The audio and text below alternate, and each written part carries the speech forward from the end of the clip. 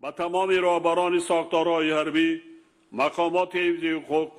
افسران و سربازان دلیر و شجاع و جوانان وطن دوست و وطن پرست مملکت بار دیگر مراجعت می نمایم که به خاطر حفظ استقلال وطن، تأمین امنیت ملی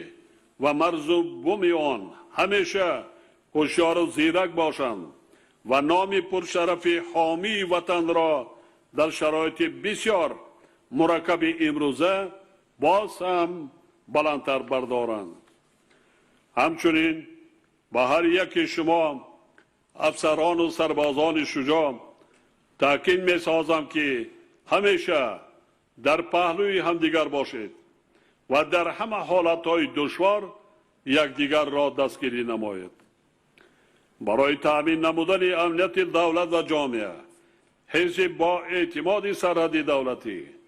کمک همه جانبه رسانیدن به ساختارهای نظامی و مقامات حفظ حقوق و با این مقصد برآمدن همکاری زیچ با آنها وظیفه همه ساختار و مقامات دولتی و هر یک فرد آگاه و سالم فکری کشور می باشد. تکرارا تاکید می نمایم که هر یک ما و شما به خاطر حل وظیفه‌های گذاشته شده باید تمام امکانیت و نیرو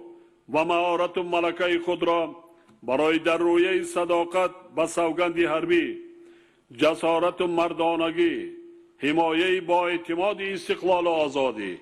و مرز و بوم دولت صاحب اختیارمان تربیت کردن افسران و سربازان قواهای مسلح و کارمندان مقامات حفظ حقوق سفربر نماییم. در این روند بلند برداشتن سطح کسبیت